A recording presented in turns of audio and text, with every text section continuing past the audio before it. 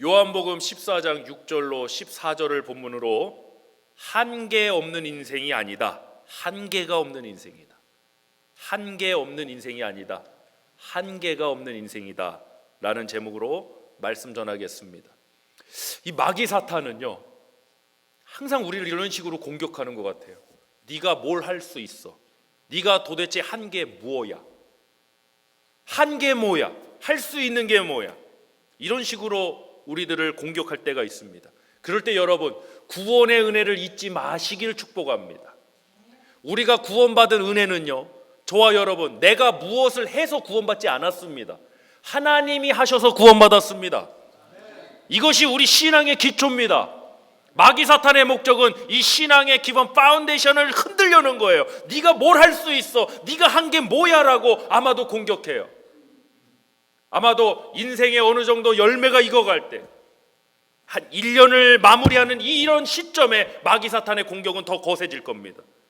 저 사람하고 비교해봐. 저 사람은 이렇게 재산도 많이 쌓아놓고 저 사람은 이렇게 업적도 많이 쌓았는데 네가 도대체 한 게 뭐야? 이런 식으로 우리 스스로의 존재를 갉아먹고 깎아먹게 이 마귀 사탄은 미혹하는데, 여러분, 구원의 은혜를 잊지 마십시오.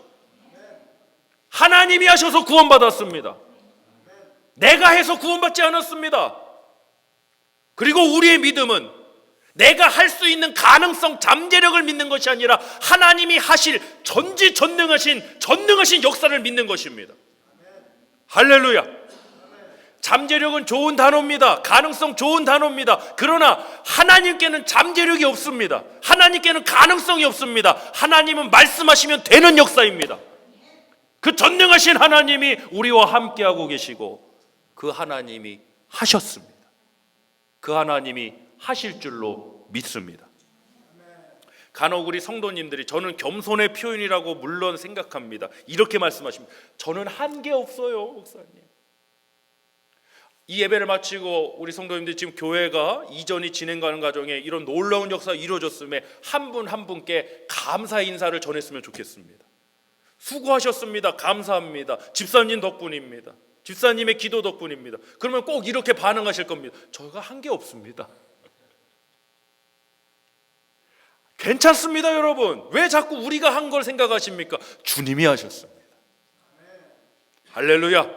주님이 우리 가운데 거하셔서, 여러분 한 분 한 분이 계시지 않으면 이 공동체는 성립될 수가 없습니다. 여러분 한 분 한 분이 이 중요한 교회의 몸입니다. 여러분들이 계셨기 때문에 주님의 역사가 있었다고 믿습니다.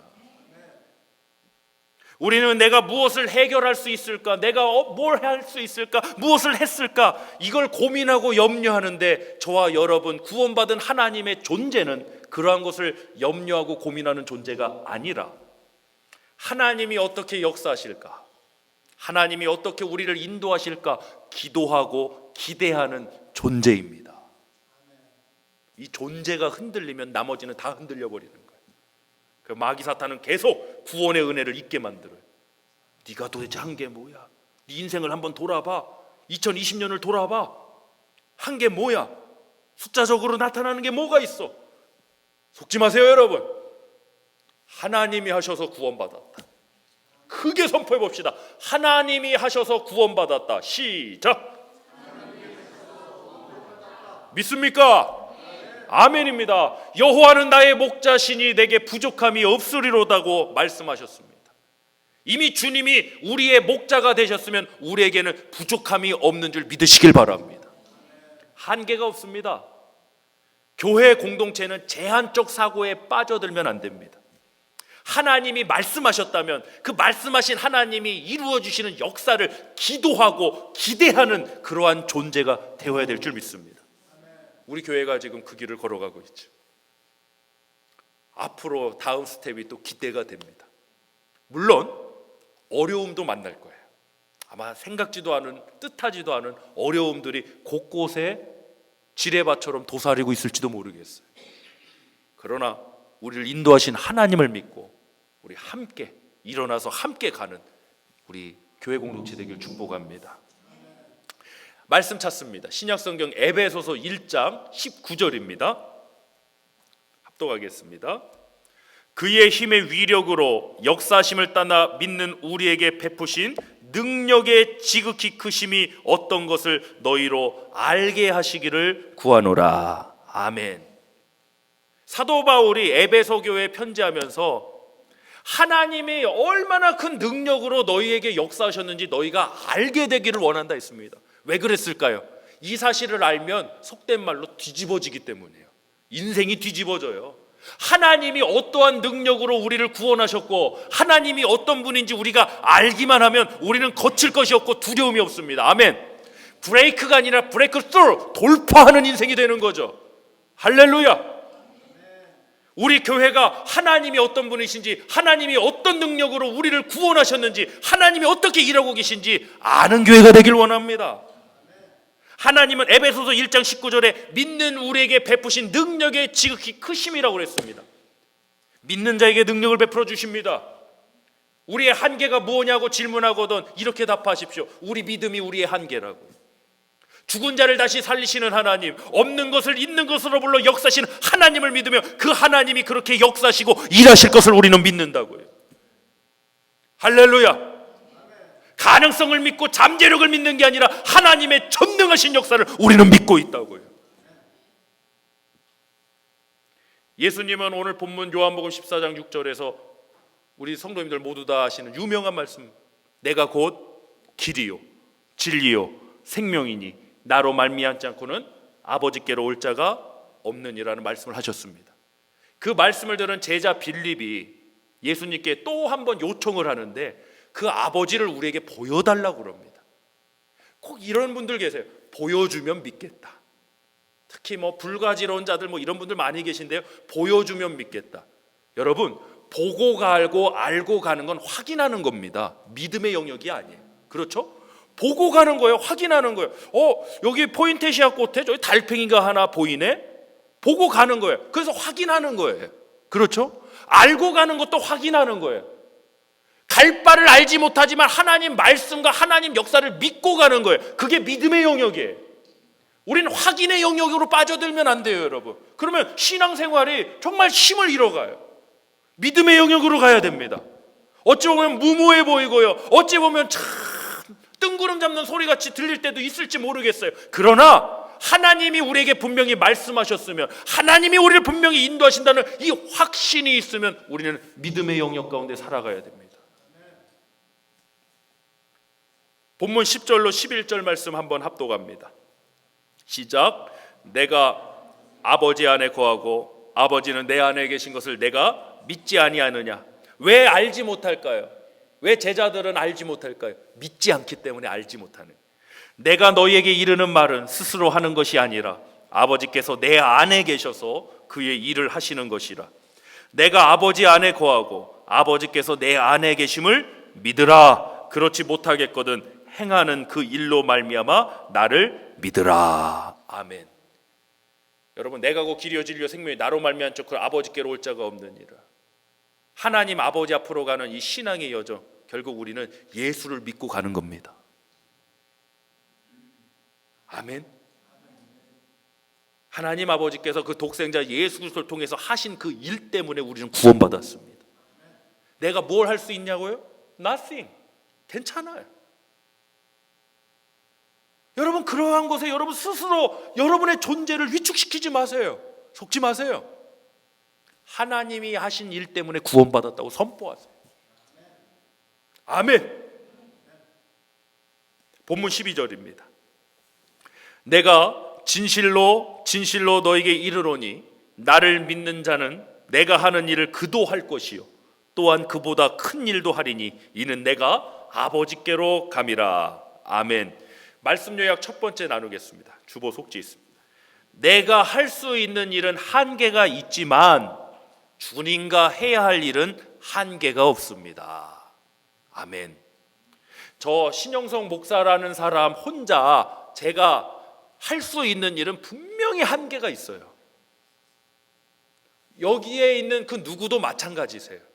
내가 할 수 있는 일은 한계가 있지만 우리가 주님과 해야 할 일에 있어서는 한계가 없습니다. 아멘. 광야에도 길을 내시고 강을 만드신 우리 전능하신 하나님 믿습니다. 무너졌던 성벽을 재건케 하신 하나님을 믿습니다. 할렐루야.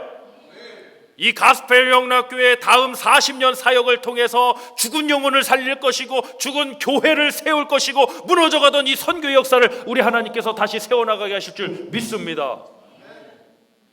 아니 당신들이 그걸 어떻게 할 거냐고 묻거든요. 여러분, 맞아요. 우리는 못합니다. 우리는 한계가 있거든요. 그러나 우리가 주님과 해야 할 일에는 한계가 없다고 선포하시길 축복합니다. 너무나도 중요한 첫 번째 말씀 요약입니다. 다시 한번 하겠습니다. 내가 할 수 있는 일에는 한계가 있지만, 시작. 주님과 해야 할 일은 한계가 없다. 아멘. 그 믿음으로 다가오는 2023년도 우리 함께 승리합시다. 빌립보서 2장 13절 말씀에서는요, 너희 안에서 행하시는 이는 하나님이시니 자기의 기쁘신 뜻을 위하여 너희에게 소원을 두고 행하게 하신다 했습니다. 우리의 소원이 뭐냐? 남북통일도 소원이고 지구평화도 소원이지만 우리의 소원은 바로 하나님의 뜻이 성취되는 것이다. 누군가 여쭤보시더라고요. 목사님, 제가 이런저런 선택을 하고 이런저런 일을 했는데 이게 하나님의 뜻인지 어떻게 알 수 있을까요? 아마도 많은 크리스찬들이 고민하는 문제일 것입니다. 그때 제가 한국에서 목회하면서 이렇게 권면했던 걸로 기억합니다. 주님이 기뻐하시면 하나님 뜻입니다. 그렇죠? 주님이 기뻐하시면 그것이야 하나님의 뜻이지, 이것이 맞냐 옳으냐 그러냐 그걸 보지 말고 이것을 주님이 기뻐하시는 일이냐, 아니면 나의 즐거움만을 위한 거냐, 나의 유익만을 위한 거냐, 우리가 이 양심적으로 우리의 영혼이 한번 되돌아보면 이것이 하나님의 뜻인지 아닌지 알 수 있지 않겠는가. 따라합시다. 주님이 기뻐하시면 주님의 뜻입니다. 시작. 아멘. 우리가 스스로 할 수 있는 일은 분명히 한계가 있습니다. 우리 공동체가 만약 우리 공동체로서 할 수 있는 일은 분명히 한계가 있어요. 그러나 우리가 주님과 함께하는 일에는 한계가 없어요. 숫자로 싸우지 않아요. 믿음으로 싸워서 승리할 거예요. 돈으로 싸우지 않아요. 믿음으로 싸워서 승리할 거예요.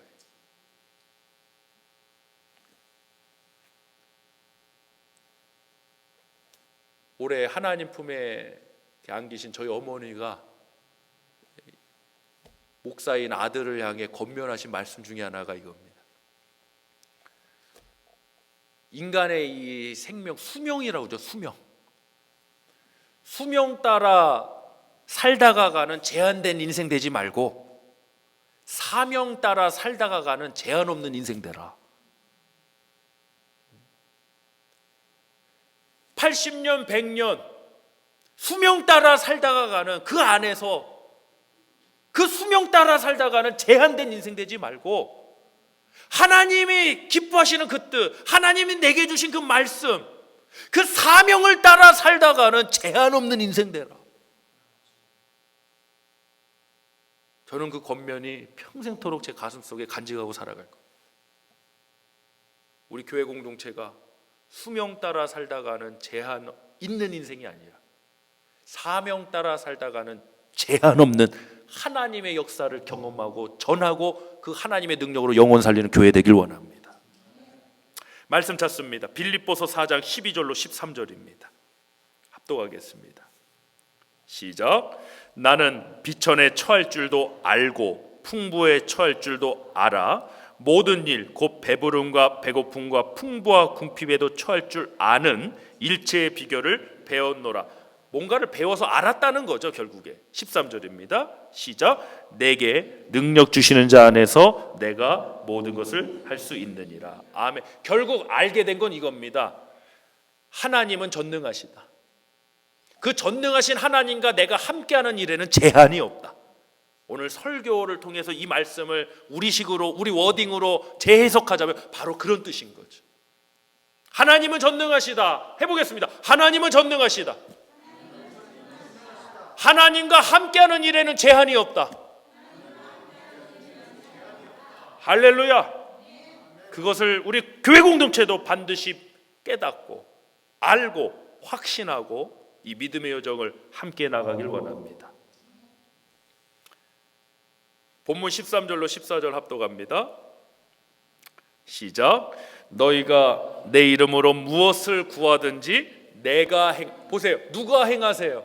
주님이 행하시죠. 내가 행하리니 이는 아버지로 하여금 아들로 말미암아 영광을 받으시게 하려 함이라. 그러니까 보세요. 아무리 우리가 뭐 재능이 뛰어나고 탤런트가 있어서 우리가 참 잘했잖아요. 어떤 행사나 어떤 미션을 잘 해놨잖아요. 근데 우리 능력으로 해냈으면 그 하나님 앞에 하나도 영광될 일 아니에요. 근데 정말 한 영혼밖에 살리지 못한 것 같은데도 주님이 우리 가운데 함께 하셔서 그 영혼을 살렸으면 이 일이 바로 하나님 영광 받으실 일이에요. 주님이 주님이 행하시는 그 일이 하나님이 영광 받으실 일이에요. 그러니까 내가 뭘 할 수 있느냐, 내가 뭘 했느냐, 이게 중요하지 않아요. 주님이 하셨느냐가 중요한 거죠. 자, 14절도 합독합니다. 시작.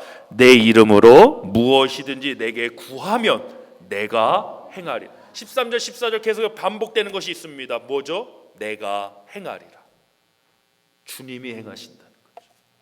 God works. 주님이 일하시겠다는 거죠. 말씀 요약 두 번째 나누겠습니다. 주님이 일하시기 때문에 한계가 없습니다. 우리가 일하는 거면 한계가 있겠지만 주님이 일하시기 때문에 한계가 없습니다. 우리 하나님 백성들은 한계 없는 인생이 아니라 한계가 없는 인생입니다. 이 언어 유이긴 하지만 한번 해보겠습니다. 한계 없는 인생이 아니라 좀 쉬워 가셔야 돼. 한계 없는 인생이 아니라 시작. 한계 없는 인생이 아니라 한계가 없는 인생이다. 할렐루야. 기도하십시오. 역사하실 하나님을 바라보고 믿음으로 기도하십시오. 우리 교회 공동체의 이 이전 무빙에서 지금 일어나고 있는 이 역사들을 보십시오. 저 역시도 상상도 못했던 일들이 지금 우리 가운데 일어나고 있습니다. 더딘 것 같지만 쭉 1년을 되돌아보니까 이 과정이 결코 더디지 않고 오히려 너무 빠르게 진행돼 가고 있습니다. 충청도 출신으로서 정말 당황스럽습니다.